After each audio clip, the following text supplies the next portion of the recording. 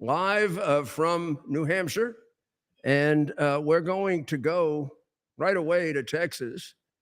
We have with us someone who can bring us up to date on what things are like right now, and then we'll take you back, to last Thursday, Wednesday, Thursday, Friday, Saturday, and the days that led up to it. This is Commander Ferman. Yeah, we're getting him on the line, Mayor. He's live on scene. He's connecting with us, so we'll have him in just about a minute or so. So, as you know, we probably don't know, or maybe do, the death toll is now over 100. You knew that. You knew that was going to happen from the time they released the original death toll, because they only had a small picture of the damage done along the Guadalupe River, which runs for quite a distance. It's still probably going to turn out that in Kerrville and near the camp, the single biggest devastation was done and loss of life, because there was just an unexpectedly large surge that was 3 times as high as the one surrounding it. So it was like a real flood, and it happened to be right next to a camp that was divided into several parts. And one part was a dormitory for the younger children, which was on the lowland. And that lowland was just completely wiped out. Flash flood. And the children had no chance really to save themselves. There's quite a bit of discussion about the system, the warning system, and should there have been a siren? It had been argued for a decade or so ago and voted down. Should there have been more sophisticated equipment that is available but not used? And given the history of the place, which is flood prone, should there have been more of a modern warning system? Secretary Noem seems to feel that there should be, and she's probably right.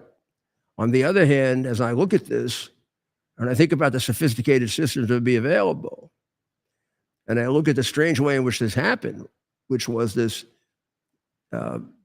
exceptional surge so far beyond any other along the route of the storm, I wonder how much good it would have done.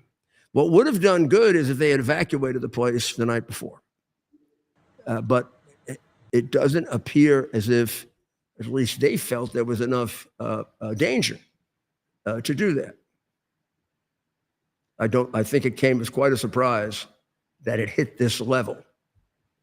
Now that in the coolness of when you calm down and you take a look at this, would be the question to ask: should the decision have been made the night before to evacuate? Now, you'd make that decision if you thought that something maybe not even as bad as this would happen, but something similar to it would happen. So that's something we're going to have to look at. So is he available, Ted? He's coming on in just a moment. Okay. All right. In the meantime, we're showing footage of the, showing footage here, and he should be connecting in just a moment. So over 100 confirmed dead, 104 confirmed dead, dozens still missing. What we have there is actually, it shows you the incoming wall of water. That's the river, and you see there the wall of water coming down.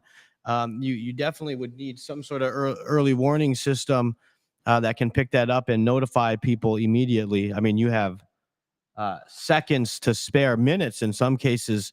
You can see, and we'll rewind that. I don't think we're not seeing what happened. Yes, we are at the camp.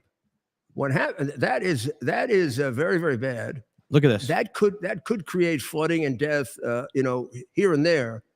But what happened was a very, very large surge. Think of a large surge of water that went and just kind of took over the entire right side and made it part of the river.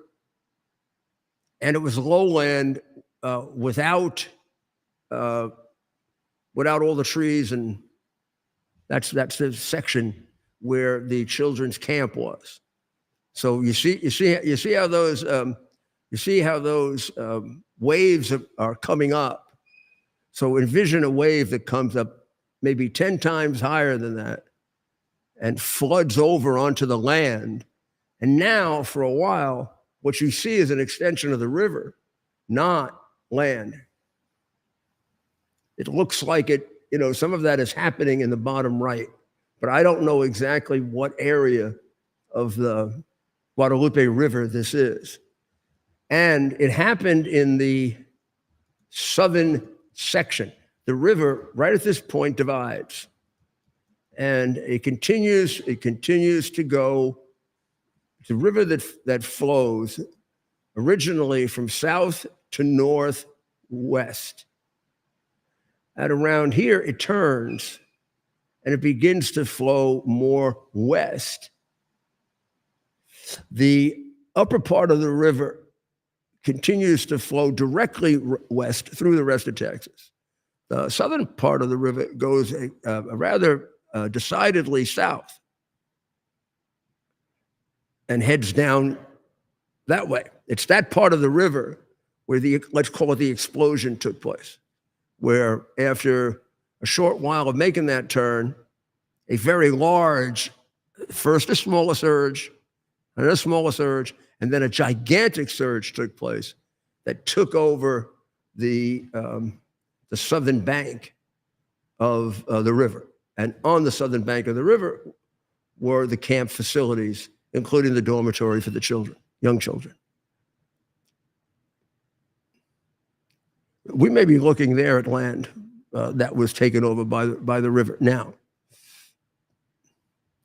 Well, is he ready, Ted? As you can imagine, service is very yes, it probably is very difficult. There. So he's working on it now as we speak, but we're just getting you the latest. I'm going to have some maps here shortly. I'm just got to get the maps up. It's just going to take a second. It looks like we have them on now. So we will be connecting with him here momentarily. So this is Commander Ferman. We're going to let him see if we can have him set up here. We're going to come to him now. Here we are. We have Commander Ferman on the line. Commander? Can you hear me? Yeah, we should be able to hear him momentarily. There we go. Hello, Commander. How are you? Loud and clear. How may, sir? And how are you? I'm good, thank you. I'm and where are you? Exactly. Right. I'm in Ingram, Texas, downstream of the epicenter, Hunt, Texas. A lot of the surge effort is happening here. You can see I'm at a volunteer fire department. We brought them up a bunch of. Can you hear me? I can hear fine. Oh yeah, it's coming across. Okay, great. And so the surge of support for this catastrophe is overwhelming, from the federal government, Homeland Security, all the way down. People are bringing everything they can. I just give you a scale of this. There are trucks and heavy equipment from everybody that can lift a helping hand down here doing this horrific work. I'm standing right above where the water line was. You can see where it drops off behind me. Behind me there is the Guadalupe River. We'll walk down there, and there's a bluff I'm about to walk off of. But the water was all the way up here, incredibly so. And that's now where we've surged rescue and search and other support logistics. It's incredible. Texans know how to help out Texans. But I'll walk us down here, see how far they let me go. But I don't know how much you've passed already. Go ahead. How far south of Camp Mystic are you? So Camp Mystic is in Hunt, Texas. So we're downstream from there a couple miles, and this is where all that flowed into, if you will. And is this the South Fork of the river? Yes. Yeah. So we are. Okay. Now yeah. I can see where you are. Okay. Yeah. So and you're down. Yeah, Mayor, go ahead. So you're a few miles below Camp Mystic, and that whole area, Camp Mystic and below it, was overwhelmed with water. Completely overwhelmed. We had, in an hour, we had over 30 feet of water rise. You know, it's a 500-year phenomenon. It's not just a 100-year flood. you know, we've had drought in Texas, perpetual drought for decades now. And the water just flows on top of that hard packed land here in Texas. And, you know, there's no stopping it. So that wall of water that came down several times kept, you know, made everybody, I think it just broke their imagination of how bad it could be. They got a 3-hour warning before it happened, but no one imagined this. If you look behind me, that bluff, the water was up there. And you can see some debris and trucks pushed into trees. I'll walk us up along the line here, and you'll see the absolute devastation. So where you are walking now and pointing us toward, that was river. Yes, sir. Yes, sir. We were underwater. That had become part of the river as a result of a very large surge, and that, of course, if there's anybody there, well, then of course they're going to be drowned, and that's what happened to the camp or to the children of the camp. We couldn't evacuate fast enough. That's right. It's tragic. Yeah, There's still 11 missing from that camp. And the search is ongoing. They're rotating teams in. People are on boats. People are on tractors. People are helicopters and drones, and they have dogs. It's a virtual army, official and volunteer, pulling together to recover folks. Folks have been recovered. They were recovered as late as Sunday. People found alive. We still are hoping for the best here, but you know, we're up to 91 deceased recovered, 27 from that camp altogether made that tragic 91 figure. This is the biggest tragedy to kids in probably 100 years. But let me turn this camera around real quick and let you look at this.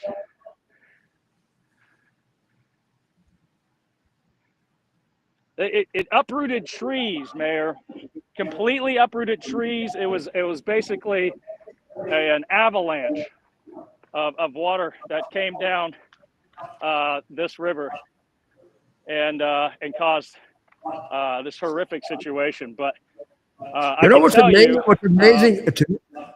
to me, Commander, is it's all receded now. How quickly did it recede and go back to grassland? Yeah, I lost you, Mayor. Go ahead. So a couple of 2 days ago, that was river. When did it go back to it's the state it's in now? How long did that take? Oh, well, we've had waves of rain, and there's still even forecast significant rain coming. This storm was unlike I've seen in my lifetime here. I've lived in Texas, Central Texas, South Texas, and I've never seen a weather system just linger. It was severe weather lingering over this area for 72 hours. It wouldn't go away. No. And now, you know, they're predicting maybe another wave of that coming through. It really doesn't. It defies typical meteorology. Yeah. I think we're looking at video right now of several days ago where the water is surging, through the trees and taking over. And there, you kind of all of a sudden, the boundaries of the river are completely obscured, and the entire area becomes river. Yes, sir. Yeah, it was an ocean of water here, and there was no stopping this tidal wave. You had to be clear of it. You know, people all the time get pulled into water crossings with, low water river that the levels that they think they can cross, and ends up not being so. Well, this was nobody could escape this.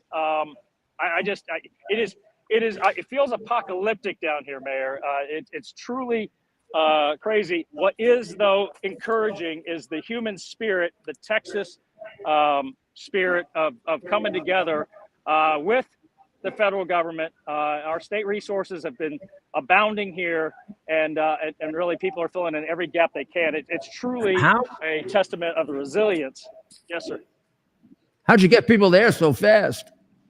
They just came. You had to keep them away Yeah. at some points when Yeah, it was that often dangerous. happened. Yeah, And, everybody wants to help, but in a way, you had a managing them becomes a issue all in and of itself. No, it is that social media has been very helpful, keep people informed and actually locating folks and survivors. Tremendous. A lot of citizen journalists have really aided in that, providing real-time updates. People on the ground where news crews couldn't get. Okay, But put this up.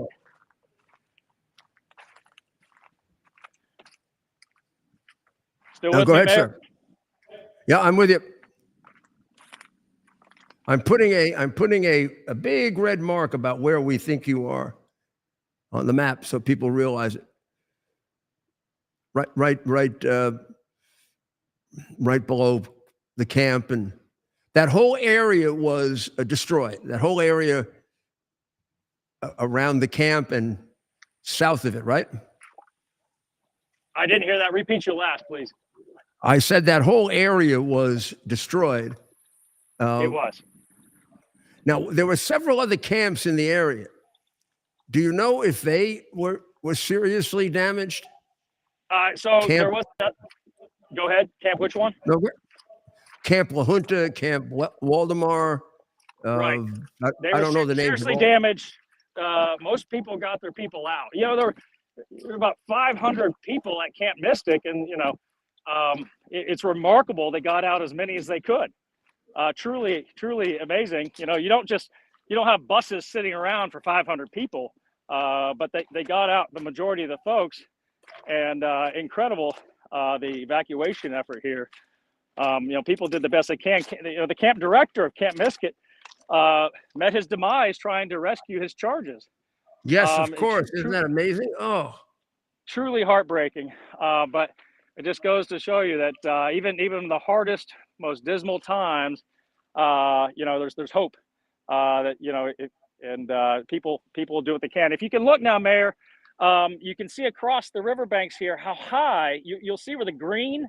I don't know if you can see through my camera here. The green is ripped off above half of these very, very tall old trees, and just I would be 30 feet underwater right now. Insane. Normally, it's about 2 feet water height, right, in this part of the Guadalupe River, and So, the takeaway here is it's a tragedy. Whether it can be avoided or not, we'll have to determine that to prevent the next one, of course. But my read on this is everybody did what they could, given the circumstances, and truly amazing. I know that we surged weather resources in New Braunfels, that's in my area, and actually staffed up folks to help watch this weather system. They're still staffed up, looking at this next thing that might come. So these are really weird phenomenons. Yeah. Tell me about that, the next thing that might come. Well, it's the way this thing developed, and I'm not a weather guy, but, you had two colliding weather events up in more the north panhandle area of Texas. And when they collided, they caused this, they spun off this weather phenomenon that just dwelled like a hurricane. If you just watched it, it just couldn't get relief. It wasn't moving through. It was just lingering on top of this area, from Kerrville to Austin to north of San Antonio. It was just sitting on top of it, seemed, and it was all severe weather. So we're watching the next thing coming through. We've got this much heat and moisture, hits that all of a sudden. Mother Nature, reminds us that, God, we are still very small on this planet. You're quite correct about that, Commander. And you made a very, very good point earlier. It's hard to know, let's assume everything was done to perfection. How many people you might have saved. Some of this was inevitable. With the speed with which it became a massive, massive storm, and having happened in the middle of the night, just looking at the river right now, I mean, there's no way you're not going to have tremendous casualties no matter what you do. No, sir. People camp along here in the summer, all summer long. It is truly one of the most popular, enjoyed spots. We lament at the low water. So we put 30 feet on Lake Travis. It's in a decades long drought. It's incredible what's happened here. I don't, people are having a lot of discussions online, but I think the focus needs to be prayer for these families, the recovery effort to recover every soul missing, and whatever the outcome. And I can tell you, we have all of the manpower doing that. There are Ingram Hunt was clobbered by all kinds of people helping. Good news story there. And then, and then downriver where everybody ended up. These are really the focal points right now. And they're still focusing. They're not gonna let up until this is done. We just wheeled in massive amounts of barbecue to refuel these guys and get them back out. And everybody's just doing what they can. Yeah, so, you're doing. we appreciate you guys checking in. Well, I have to tell you, having been through several horrible emergencies, I knew right away with the numbers that you were saving and the conditions you were in, whatever the criticism, this was going to be one of the best and one of the greatest rescue efforts. I mean, the day before and yesterday, you should not have been pulling out the number of people you were pulling out unless people were way above and beyond the call of duty. So God bless you and it's incredible. all your fellow Texans. You know you're special, right? You're Texans. You're we'll special. tell you if you don't know it. I know. Some of my best friends are Texans, and they tell me all the time. And I love them. That's right. And before we love Texas. New Yorkers are very similar. Isn't that funny? I give that speech sometime. We're very arrogant, but it makes us great. Now, donate. We love you. The rest of this country loves Texas. You're our great big state, and you do everything big. Unfortunately, you get a big tragedy, but you also get a big response. Yes, and real quick, where's the, and we'll look it up, Commander, but where's the best place to donate? Viewers that are at home, can't be there to help in person, want to support. What would you recommend? There's always a plethora of places to donate. There's a lot of Samaritan's Purse here. Samaritan's Purse. I've driven by a lot of Samaritan's Purse. They've set up. Love that ministry. They are on top of this. That would be my first go-to.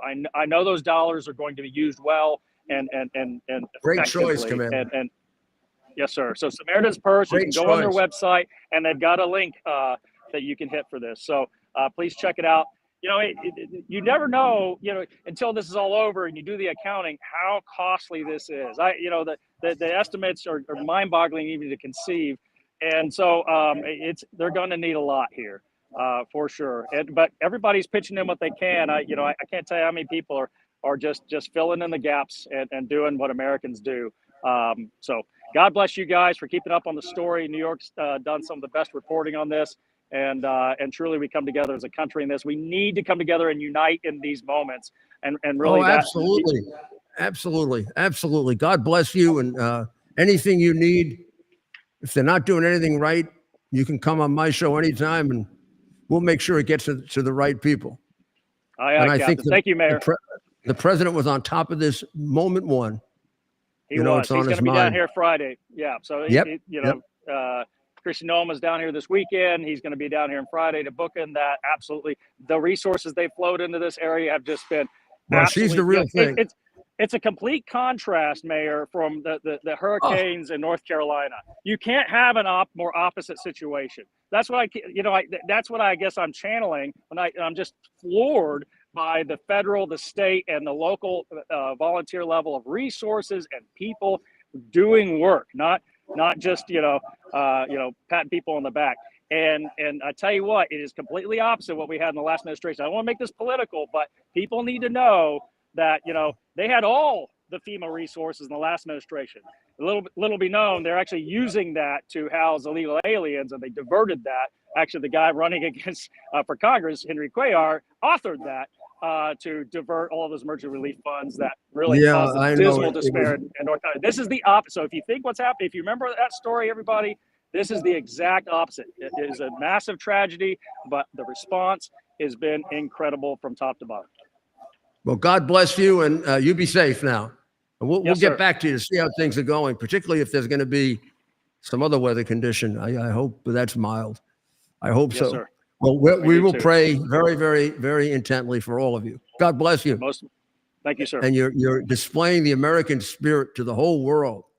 You know, you can take a horrible tragedy and you can turn it into a great victory for courage and for a display of courage and for a sense of what a country is like. And you put something like this in the hands of Texans, and it's going to come out where America looks, well, like the Texans are, not afraid of a damn thing, and willing to take on anything that nature has to offer.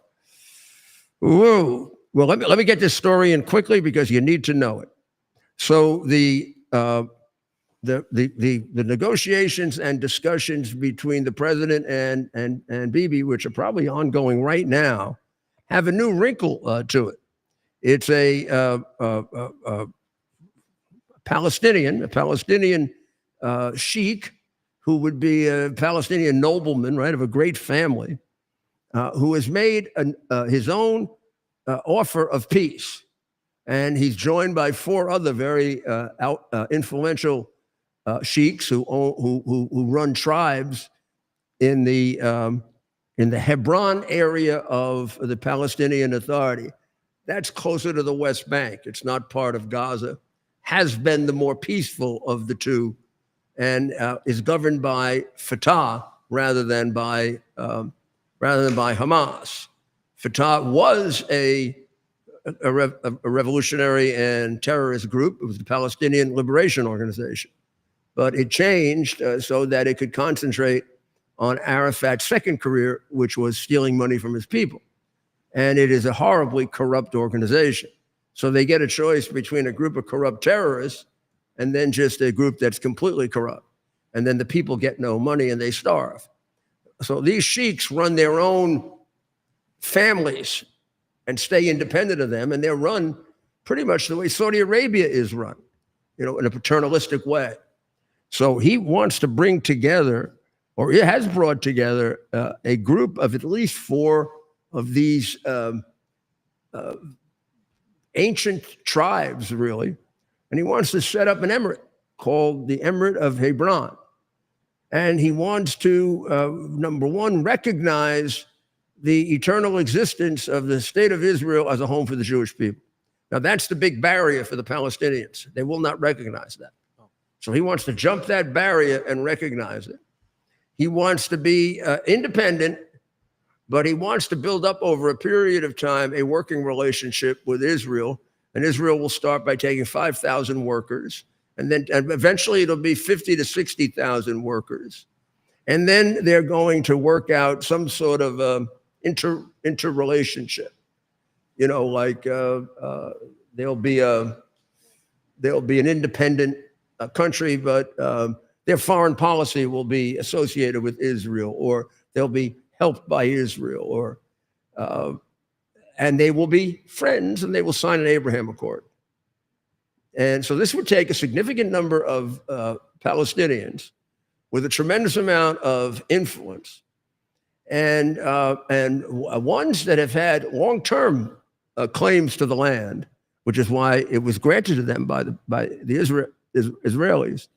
And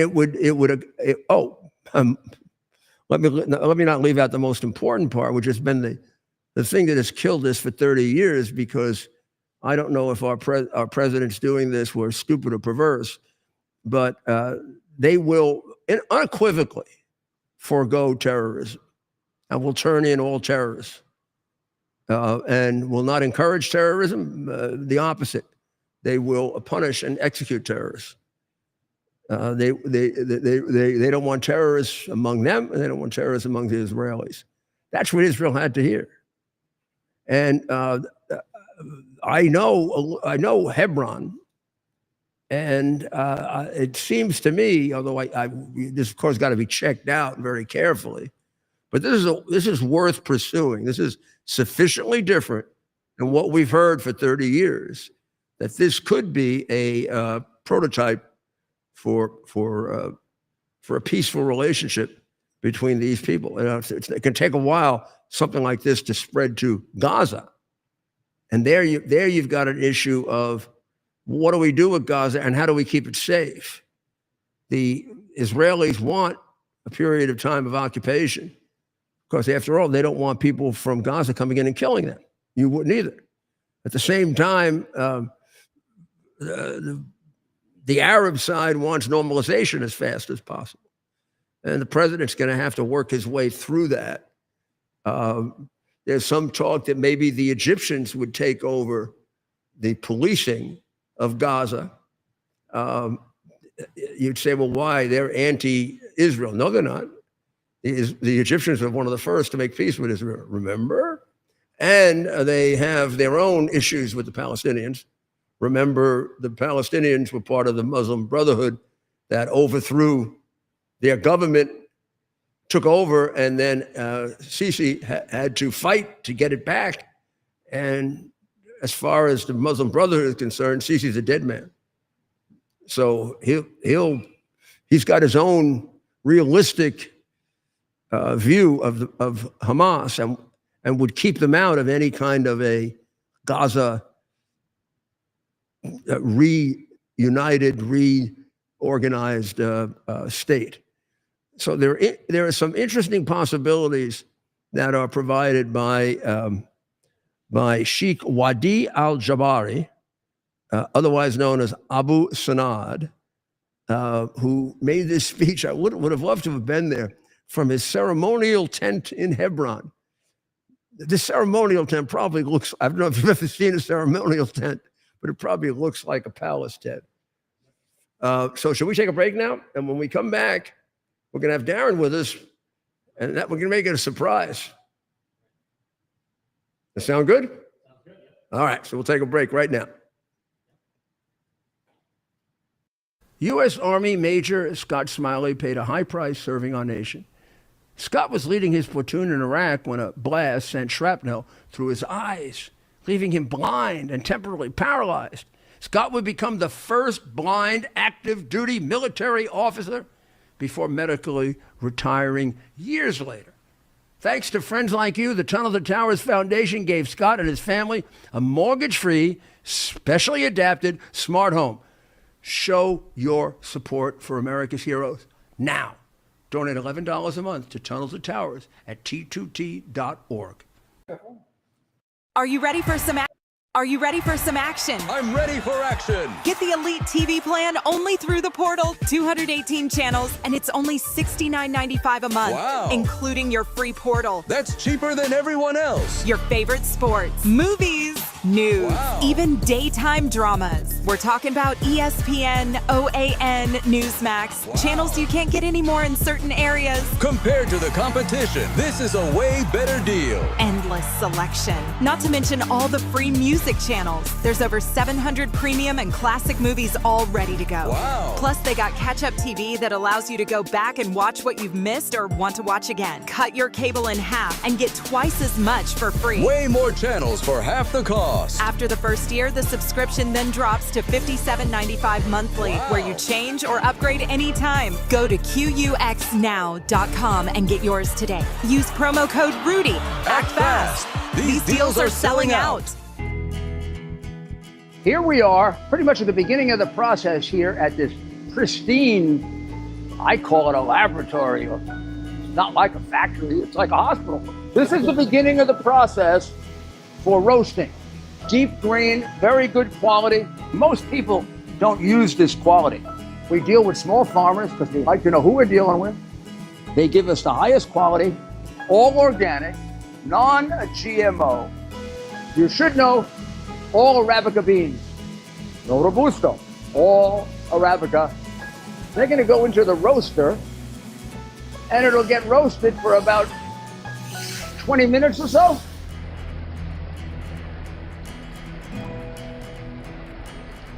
Oh my goodness, look at these.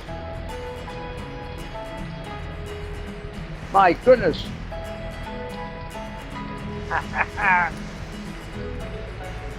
You're going to want to specially order these.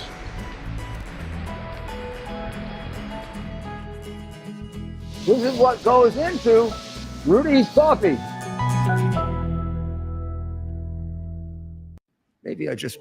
Well, here I am. We're back, and I have to my right, and this is the real Don Pablo.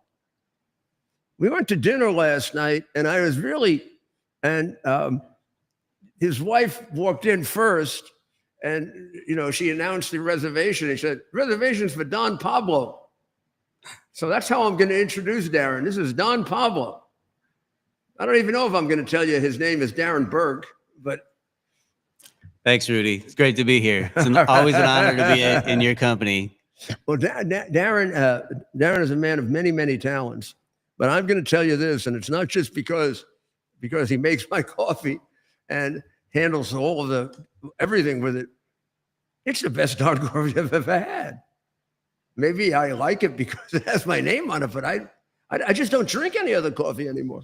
Yeah, well, there's a couple of reasons, and they go hand in hand. And one of them is that we make it with love, and that's real. No, it is. From the first time I talked to you, But explain why. Explain. It's organic. It's nothing on. Number one, it's a lot of people don't realize this, but there's two species of commercially viable coffee. One's Robusta and one's Arabica. Right. And all the big companies are using Robusta, and it trades at half the price, and that's why they do it. But it's very acidic. It's bitter. It has double the caffeine. It just doesn't taste good. So the coffee we use is not only Arabica, which grows higher in the mountain. It's got a deeper, richer, fuller flavor. It's smoother. It's got a cleaner finish. It's got half the caffeine. It represents only 2% of the world's total output.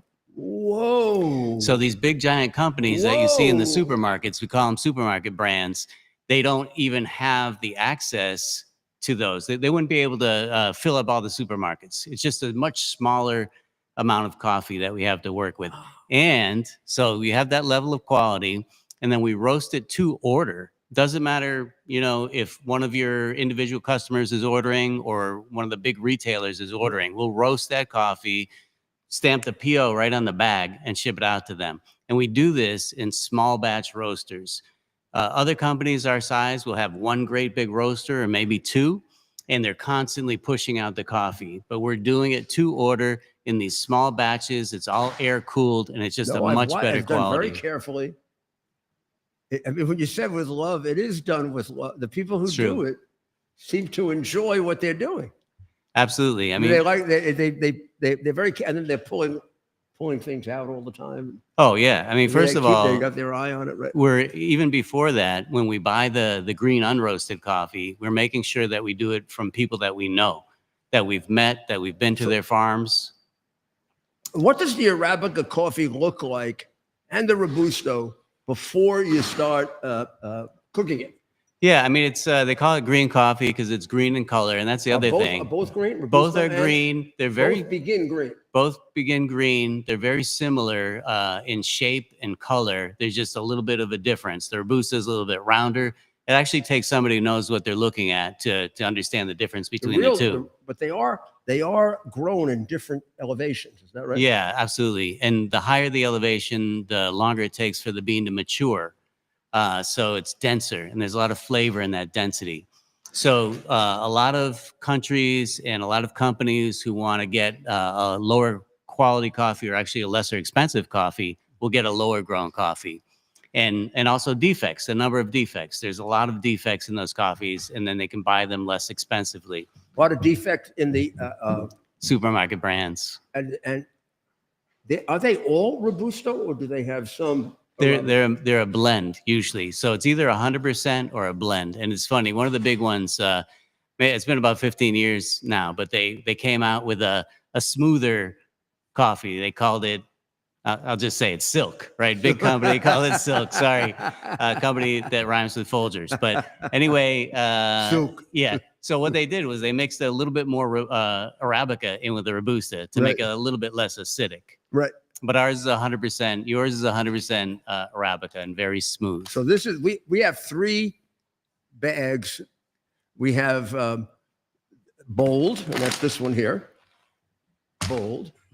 That's dark roast, 100% Arabica.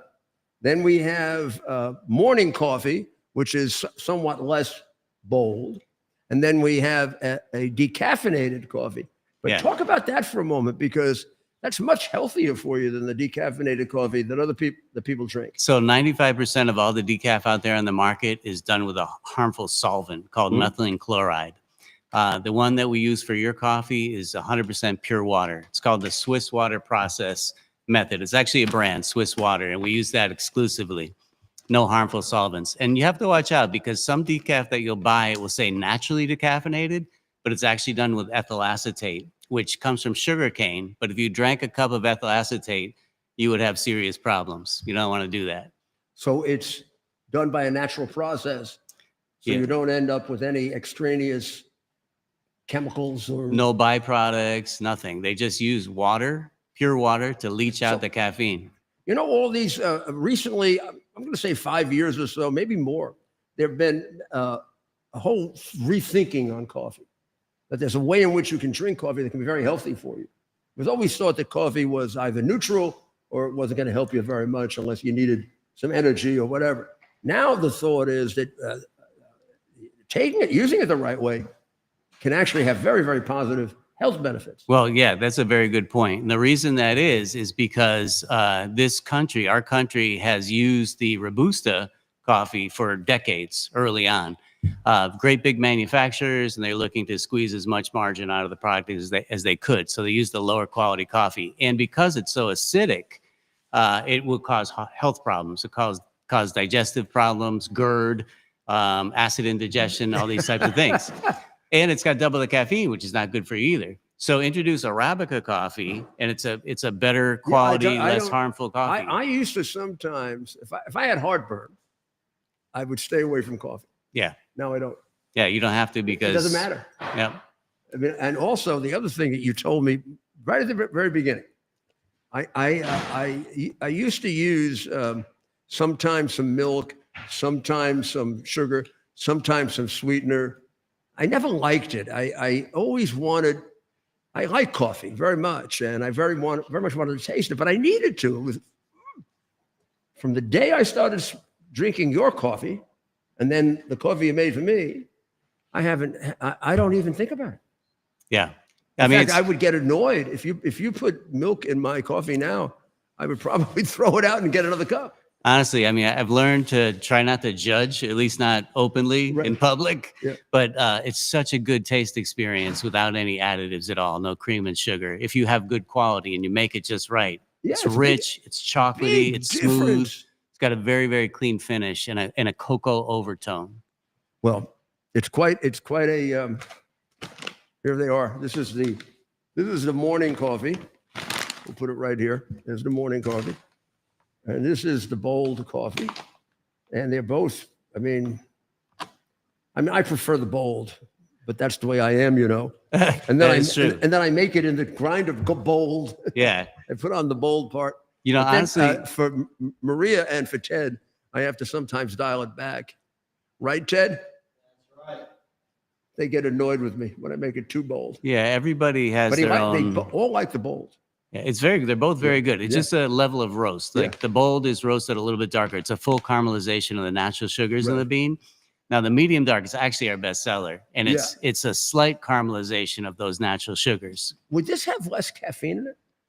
Actually, the bold has less caffeine. It's counterintuitive, but you're Gosh, I actually would've roasting the coffee It is caffeine out of it. counterintuitive. I always thought at night, like this is the morning coffee, this is the night but I always thought, well, maybe you should have the morning coffee at night because it has less caffeine in it. Yeah, it's But not so. the bold one has a stronger flavor, but it's actually got less caffeine. So if you want a little bang to wake up, you're going to get a little bit more in the morning. Yeah, and don't forget the preparation. Like if you're going to make an espresso, you're going to get more caffeine, Of course, out of it. Right. Or if you're going to do a French press and you let it steep for 3 or 4 minutes, more caffeine. Now, can these be used for espresso? Oh, absolutely. Yeah, Both? there's no such thing as an espresso bean. The classic Italian style is they use a lot of Robusto over there, and they always have. And one of the reasons is it automatically makes a great crema. Without the Robusta in it, you have to really work to get that grind just right to get a good crema. But it's going to be a lot smoother. It's going to be a lot less acidic. But you are going to get a lot more caffeine out of an espresso preparation. Why is that?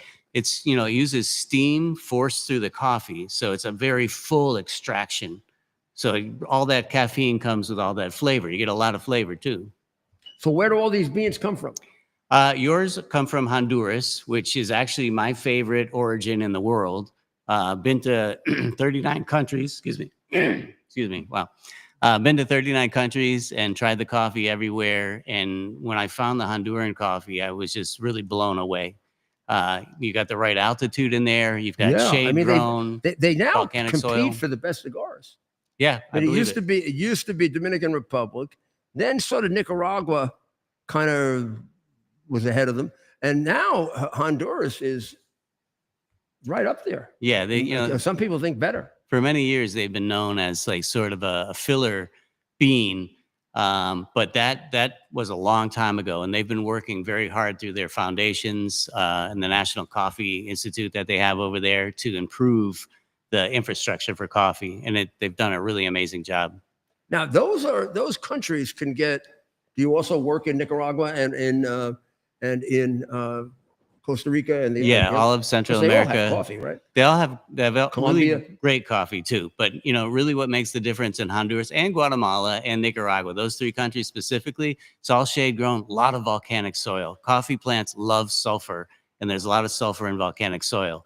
And they don't prune the trees. Like in other countries like Colombia, they'll prune the trees regularly. They get more yield, but the quality is a little bit less. And how those countries are having well, for a while. I mean, some of them settled down a little, but they've been having some really big crime problems.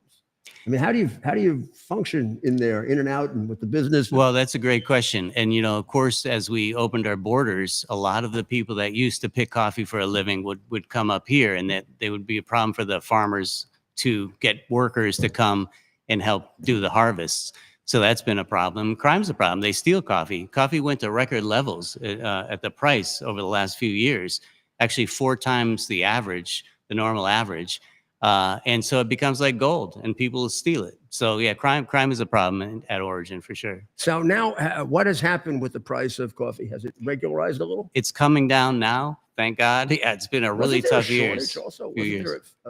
Honestly, no. Or was that, you told me that was a bit of a... There was a lot of manipulation. And that's a long story. And it's not a difficult fix, but I don't know if there's any willingness to really look at that system right now. Right. But I know somebody that's got some good contacts in the Trump administration, so maybe you could put in a good word for us. Well, you have great coffee, that's for sure. And this is cold brew.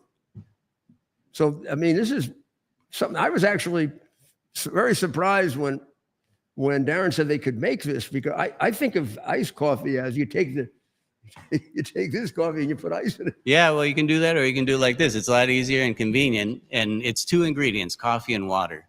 There's no harmful preservatives or any other chemicals. And would you say it has a different taste as a result of that? Well, it's going to have a different taste. We had to choose the formula that's going to make it just rich enough and not too strong and not too mild. But you like it, though, don't you? I do. I do, too. I love it. Yeah, and it's different. It's different than that. If I sometime I'm going to do, I love doing comparisons with coffee and cigars and wine. Yeah, it's really, thank you. It's really good for like if you're traveling. So you can't brew a coffee when you're driving. So you just pop like if you're on the road and you have 3 or 4 and you want to stay awake. And exactly. Yeah, and you don't feel like having a hot coffee because it's warm out. Yeah, I love it. It has a very distinct taste. There's a bit of a acidic twang in there, which is from how it's processed in this big tank and stuff like that. And it has an aftertaste too.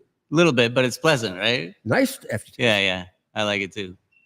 Well, congratulations. I mean, this is really, unbelievable change. You know, coffee has become looked upon so differently that it's important to make sure that the health effects aren't compromised by other problems. Yeah. Now, if Robusto is only 2%, how are we going to have enough Robusto? Not Robusto, Arabica. Yeah. It's 2%. How are we going to have enough?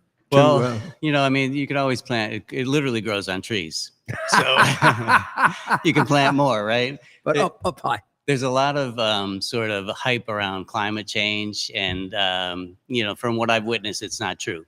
And there's been some very strong harvests over the last 4 or 5 years when they're saying there's not. You got to really be concerned about the media and what narratives they're pushing around coffee. So, do you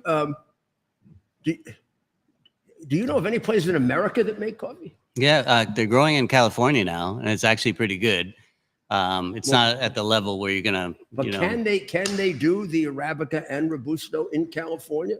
I mean, they can't do a lot of it. It's sort of an experiment at this point. So what are they doing? Mostly Robusto? No, they can do Arabica, but it's just a very limited area where it can be done, and it's very difficult. Hawaii also, and the territory of Puerto Rico, they can grow a lot of coffee You there. need a warm climate, I guess. Is that it? Yeah, temperate climate, not a lot of rain. Coffee is very particular about what it likes, and it does like the volcanic soil also, so that's important. So where in California are they doing? Southern? Northern, actually. Like wine? Where they do wine? Yeah, it's, you know, you can grow them in the same areas. Altitude is important for coffee. Right. So it's not exactly the same areas, but, you know, California's got that jet stream that comes down, which, you know, makes it sort of temperate in the winter. Well, thank you very much. He's a great man, I'll tell you. A lot of experiences, too. So we're going to take a short break, and then we're going to come back, and we're going to have a quick wrap-up, because I want all of you en masse to go well, tell them where they should go, Ted. You should be the one to announce this, because they'll listen to you.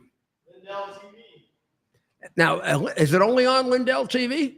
I believe exclusive on Lindell. So at 9 o'clock, Lindell TV, and Dr. Maria is going to follow up on the stories about the terrible tragedy in Texas. And I was very concerned when the commander told us that there might be another bit of weather coming. You know, it wouldn't take much on top of what you saw there for those rivers to overflow again. You realize he was walking long distance on land that 2 days ago was probably 6-7 feet of water, drowning people. It's amazing. If you've never seen a flash flood, even on film, you should take. There are plenty of on YouTube and elsewhere. There are plenty of videos that you can see now about how a flash flood operates, and you'll have a better sense of what happened with this flood. It's like at certain points it explodes. So it'll be going along. It'll be doing a certain amount of damage, but then at a particular point, and it's hard to know exactly when, where, and how, it explodes into a tremendous amount of water. It's a bit like when you look at a tornado or a hurricane. I mean, I've been, you know, through many of these, and you walk down one side of the street and all the buildings are ruined. You go on the other side of the streets and the buildings are perfect, because that's the way the wind came.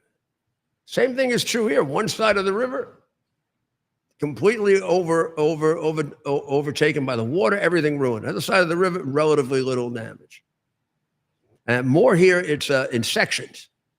So you're going to get the flash flooding all over, but the flash flooding can be mild, the flash flooding can be in between, and the flash flooding can be catastrophic. And in certain areas, including, unfortunately, where these children were, it was catastrophic. And now, you know, over the next several days, we'll take you through all of the what should have been done. That's challenging. Going over the bridge. I don't know. We'll have to check and see if along the way that happened to some of these bridges. It often does. I mean, that car is taking a bit of a chance, right? Look at that. Wow. Well, let me catch you up with this. Looks like somebody has a white flag there. let me catch you up with what's going on with Israel and Hamas and, to some extent, Hezbollah. Hezbollah has put its nose in this by saying that it's not going to reach, whatever happens, it's not going to reach an agreement with Israel until Israel withdraws from Lebanon. Well, I can't imagine why Israel would even negotiate with Hezbollah. They haven't been around for about 3 months. I mean, Israel took a couple of shots at them and they went and I don't know where they ran to, Russia or something. They turned out to be the most overrated terrorist group in the history of the world. I think even the French could defeat them, which is saying something. But they're threatening to continue the war, all 5 of them. And I don't think Israel should pay much attention to that. They're trying to actually interfere with the negotiations. The biggest problem is going to be the president is going to want him to end it now, really because the president wants to move on to these Abraham Accords, which makes sense long term. And this offer by the Sheikh of Hebron to develop an emirate of Hebron within Israel, within the Palestinian Authority, which would have in it all the things that we should have been negotiating for 30 years ago when we had incompetent presidents. From the very beginning, and I'm not saying this like from the very beginning, I can show you articles and statements that I made. The burden for developing 2 states has to be on the terrorists. They have to set up a program that assures us that they're not going to be terrorists and that they are going to respect the right of Israel to exist. And then there should be a waiting period to make sure that's for real. That would be a realistic way to peace. And instead, we had Billy Boy, who was sucking Arafat to the point where Arafat made a total fool out of him. And now Arafat's wife has billions, is living in the south of France, and the people of Palestine have nothing. Very much like the way Billy Boy screwed the people of Haiti. That's what's so horrible about these liberals who take care of the poor. But if they actually had taken care of the poor, a lot of the poor wouldn't exist anymore. Can you imagine if all the money that was intended for Harlem ever got there over the last 40 years, except to the pockets of many of the African-American politicians I ran against? I mean, they walked out with the money. I don't know how you can have such contempt for your people that you steal their money, but that's the reason it's in the condition that it's in. So let's hope that this new proposal put on the table becomes a prototype around which a sensible agreement can be reached. Now, you have to overcome something that frightens the hell out of me, and you're going to have to show me a lot to overcome that. I get very nervous about Palestinians because I know, starting at about the age of 2, certainly by 4, they are taught in school, they're brainwashed. They're taught to hate Americans and to hate Jews. And many of them are taught to kill us. And they're given all the religious justification for it. And that's true of all Palestine. So that's going to have to be eliminated, of course. And the worst part of this is that's in the textbooks that were printed by the UN. So that has to end. And also proposals and statements made by them have to be seen in that light. So we didn't have a chance tonight to go over the New York mayor's race. We will tomorrow night. We have some, two developments actually that came up. There was a statement found a few years ago in which the communist, and looks like a man who is extremely sympathetic to Islamic extremism, was very upset about the way Anwar al-Awlaki was dealt with. Now, I would remind you that Anwar al-Awlaki was a Confederate of the 19 people who carried out the attack on the city that this communist terrorist sympathizer wants to be mayor of. He was an associate of theirs. He helped plan with them. He then went on and planned bombings of his own. He planned the bombing in Detroit that went bad. Then he planned 2 successful ones. And he was murdered by none other than Obama in a highly controversial takeout, because he was an American citizen who we assassinated in a foreign land without a trial on the authority of President Obama, saying that he had conducted many, many terrorist attacks on Americans, killed us, and had planned others. So back then, and I imagine now, because we haven't heard anything to the contrary, the man who is a communist that would like to be mayor of New York was very sympathetic with the guy who helped to kill all of us. Are we crazy? Are you nuts? Democrats, are you nuts? He also wants to provide state-owned grocery stores and supermarkets, free transportation, money just given to you. He wants to develop a fund of about $10 billion to fix all these problems. And he is going to acquire that money by taxing the rich,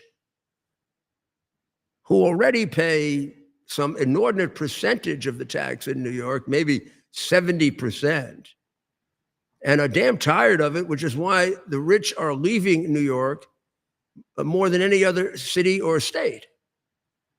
So if he does this effectively, he will have a city of paupers who don't work, who are dependent, who have lost a work ethic, and spend all their time demonstrating for Hamas, for terrorist groups that want to kill Jews and Americans.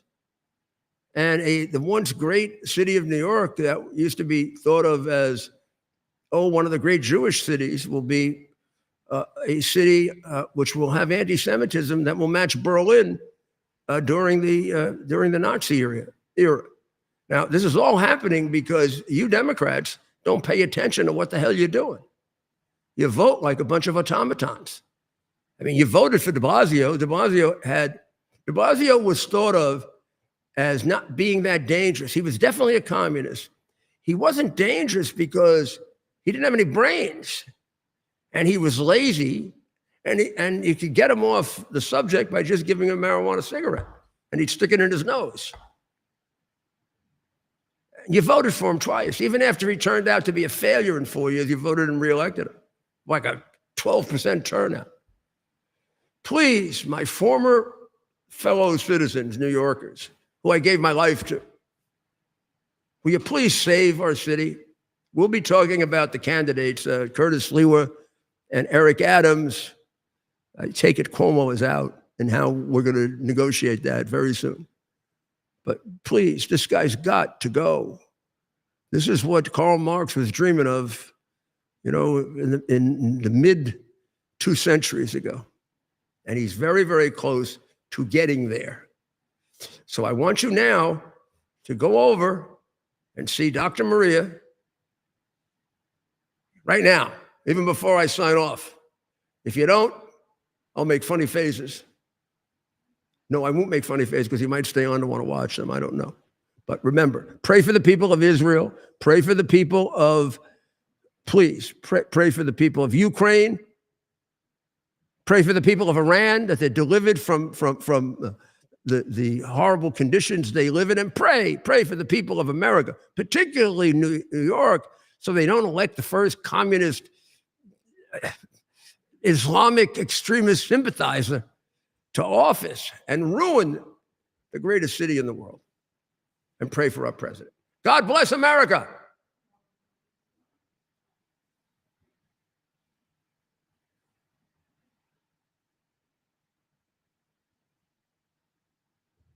You are not hidden. There's never been a moment you were forgotten.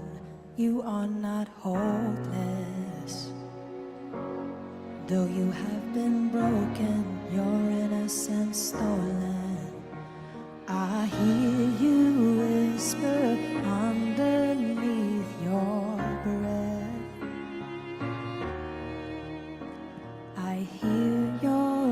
SOS, your SOS.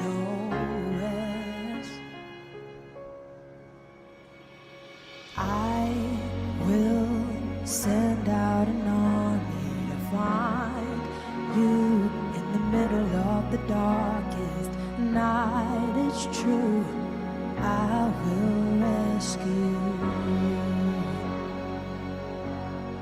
There is no distance that cannot be covered over and over. You're not defenseless. Oh, I'll be your shelter, I'll be your armor. I hear you whisper underneath your breath. I hear your SOS, your SOS.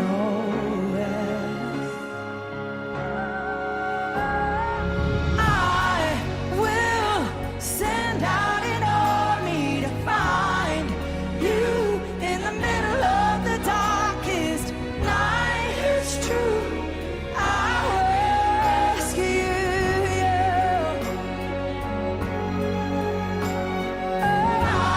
I will, I'll never stop marching to reach you in the middle of the hardest fight. It's true, I will rescue you. I hear the whisper underneath your breath. I hear you whisper, you have nothing left. I will send out an army to find you in the middle of the darkest night. It's true, I will rescue you.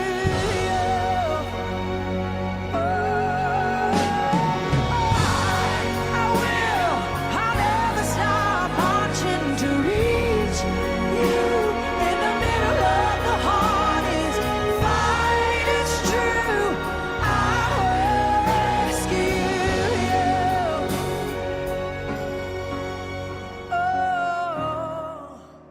Oh, I will rescue you.